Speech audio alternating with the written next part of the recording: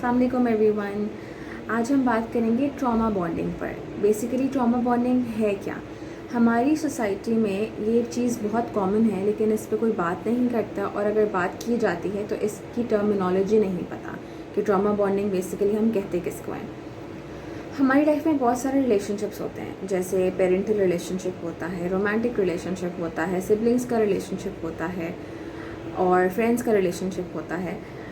Trauma bonding कहाँ होती है? जहाँ दो लोगों के बीच में एक बंदा पावरफुल होता है और एक पावरलेस होता है, एक डोमिनेटिंग होता है, एक सबमिसिव होता है। फॉर एग्जाम्पल, एक बच्चे और एक माँ बाप के बीच में भी ट्रॉमा बॉन्डिंग का रिलेशनशिप हो सकता है। वो कैसे हो सकता है? ट्रॉमा बॉन्डिंग में ये होता है कि एक बंदा जो है रिलेशनशिप में वो अब्यूज़र है और एक अब्यूज़्ड है, लेकिन जो अब्यूज़्ड है वो अपने अब्यूज़र के साथ इतना ज़्यादा अटैच्ड है इमोशनली कि जब वो ये सोचे कि भाई मुझे इस रिलेशनशिप से बाहर आना है, या उसको रियलाइज़ भी भले होता हो कि वो अब्यूज़ हो रहा है, लेकिन जब भी वो ये सोचता है कि मैं अगले बंदे को छोड़ दूँ या ये बॉन्ड तोड़ दूँ, तो वो बहुत ज़्यादा ओवरवेलमिंग थॉट होती है उनके लिए। उनको बहुत इमोशनली परेशानी होती है इस चीज़ में, बहुत नर्वस हो जाते हैं, बहुत तकलीफ दे होता है उनके लिए कॉन्सेप्ट कि मैं इस बॉन्ड को तोड़ दूँ या इस रिलेशनशिप से बाहर आ जाऊँ। फॉर एग्जांपल, एक केयर गिवर है और एक बच्चा है। केयर गिवर, अक्सर केयर गिवर्स ऐसे होते हैं जिसमें पेरेंट्स भी हो सकते हैं या कोई भी प्राइमरी केयर गिवर हो सकता है, जिसमें वो बच्चे पर बहुत अनहेल्दी तरीके से बच्चे के साथ बिहेव करें। लेकिन क्या है कि वो बच्चा क्योंकि एक सबमिसिव पोजीशन में है और बच्चा उनको छोड़ नहीं सकता, और क्योंकि बच्चे के पास और कोई सपोर्ट नहीं है, तो वो उनके साथ इमोशनली अटैच होता है। उसमें क्या होता है, उसमें पॉजिटिव रीइंफोर्समेंट मुस्तकिल होती है। कैसे? एक बच्चे के साथ किसी माँ ने या बाप ने कोई अनहेल्दी तरीके से बिहेव किया, उसको मारा या कोई भी अनजस्ट तरीका उसके साथ अपनाया, एंड देन नेक्स्ट मोमेंट या नेक्स्ट सिचुएशन में वो उनके साथ बहुत अच्छे हो गए, उनको बाहर जाके टॉयज़ दिला दिए, उनको बाहर ले गए, तो उसमें क्या होता है कि एक अब्यूजिव सिचुएशन है and then comes a very positive, loving and a caring kind of a situation. यही चीज़ होती है रोमांटिक रिलेशनशिप्स में, जब एक पार्टनर अब्यूज़ हो रहा होता है और एक अब्यूज़ कर रहा होता है। लेकिन क्या होता है, अब्यूज़ के बाद, भले वो इमोशनल हो, फिजिकल हो, किसी भी तरह के अब्यूज़ के बाद, वो पार्टनर आपको फ्लावर्स ला के दे दे, आपको गिफ्ट्स ला के दे दे, या आपके साथ बहुत सॉरी करे कि अपने बहुत ही आपसे अच्छी अच्छी बातें करें कि मुझसे गलती हो गई एंड वट एवर। ठीक है, ये सारी चीज़ें आती हैं ट्रॉमा बॉन्डिंग में। वो क्या होता है, जब वो बंदा अपनी गलती को मानता है या आपसे अच्छी अच्छी बातें करता है, आपको गिफ्ट्स देता है अब्यूज़र को, तो उसमें क्या होता है कि वो सारी तकलीफ़ वो भूल जाता है, अब्यूज़्ड सारी तकलीफ़ भूल जाता है, और उनको सिर्फ वो मोहब्बत दिख रही होती है जो अब्यूज़र एट दैट मोमेंट जानबूझ के आपको दिखाना चाह रहा होता है।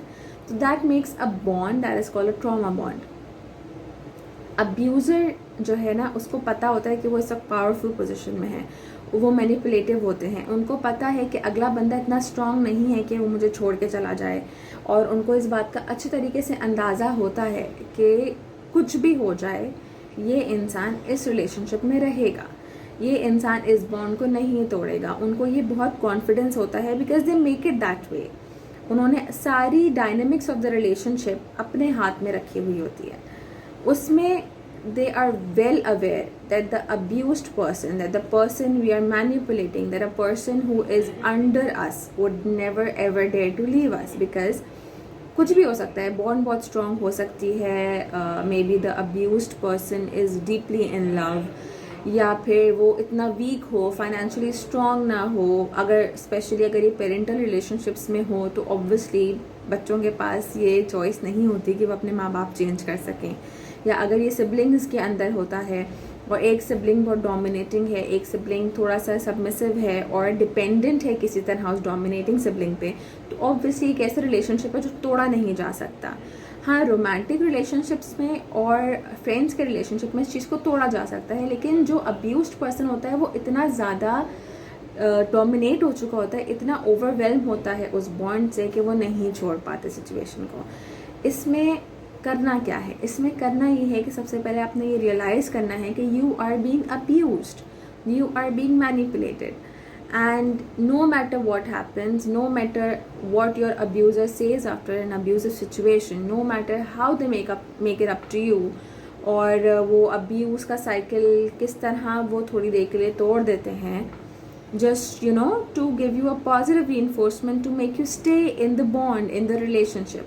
ये सिर्फ रियलाइज़ करने की देर है कि this is not a healthy pattern of relationship. You have to quit, you have to walk out, you have to know your worth, and you cannot let others manipulate you like that, because you have your position, you have your individuality. जब abused person इस बात को realise कर जाए कि मेरे साथ गलत हो रहा है, ये थोड़ी देर के लिए सिचुएशन अच्छी हो जाएगी, बट देन इवेंचुअली वापस से मैं अब्यूज़ होऊंगा. उस टाइम पर they have to realise that they need to walk out. The need of walking out, the decision of walking out is very hard. It is very hard for the abused person. But once they take the decision and वो अपने अंदर इतना courage पैदा कर लें कि उनको इस चीज़ को तोड़ना है, तो उनको तोड़ना है. You need to be very headstrong in that. You need to look for support. Support कैसे आप देखोगे? आपने फ्रेंड्स में देखना है कि कौन आपको सपोर्ट करेगा. मेंटली भी, अगर फाइनेंशियल नीड्स हैं, फाइनेंशियली भी आपको लगता है कि आप अब्यूज़र पे बहुत ज़्यादा डिपेंडेंट हो, you need to look for your financial support, you need to look for an emotional support. आपको हो सकता है कि एक ठिकाने की भी ज़रूरत हो if it's a spousal relationship. आपने सपोर्ट ढूंढनी है. सबसे पहले तो रियलाइज़ करना है, उसके बाद आपने सपोर्ट ढूंढनी है. And then you have to be very headstrong in your decision that you have to walk out of it. Once you do that, obviously withdrawal symptoms भी आते हैं. एक पैटर्न है आपकी लाइफ का कि आप थोड़ी सी मुश्किल के बाद, क्योंकि कंफर्ट जोन बन जाता है ना. अब्यूज़ बेसिकली क्यों अब्यूज़ लोग जो अब्यूज़ हो रहे होते हैं वो क्यों नहीं छोड़ते रिलेशनशिप? क्योंकि वो अब्यूज़ उनका कंफर्ट जोन बन जाता है. हम इंसान जो है ना, उनके लिए बहुत मुश्किल होता है अपना कंफर्ट जोन छोड़ना. और वंस कंफर्ट जोन हम छोड़ देते हैं तो हमें वो कंफर्ट जोन की याद आने लगती है कि भाई चलो कुछ देर की मुश्किल होती थी, लेकिन कम से कम उसके बाद सब ठीक तो हो जाता था, मेरे पास एक सपोर्ट तो थी, मेरे पास एक पार्टनर तो था, या थिंग्स लाइक दैट. तो उस चीज़ को ओवरकम करने के लिए आपको हेल्प की ज़रूरत है. And help means mental help. तो आप हेल्प लें, आप सपोर्ट ढूंढें, आप अपनी वर्थ पहचानें. अगर अब्यूज़र को अपनी वर्थ पता है ना, तो उसको ये भी पता है कि आपको अपनी वर्थ नहीं पता. Once you realise your worth and once the abuser gets to know that भाई ये बंदा जान गया है कि मैं इसके साथ क्या कर रहा हूँ, और ये बंदा जान गया है कि ये खुद क्या है और इसके हाथ में क्या कुछ है, साइकिल ब्रेक्स. ठीक है. कभी भी अपना रिमोट या अपनी पावर किसी और के हाथ में देना is a deadly decision. So do not let anyone do that to you. And if you are in such a relationship where you think it's a trauma bond, break that bond. It's not worth it. It will damage you for life if it has not done that already.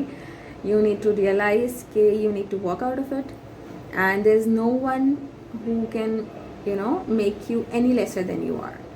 So be strong, seek support, talk to people, look around you who can support you, and just walk out of this, because this is not worth it. Take care. Bye bye.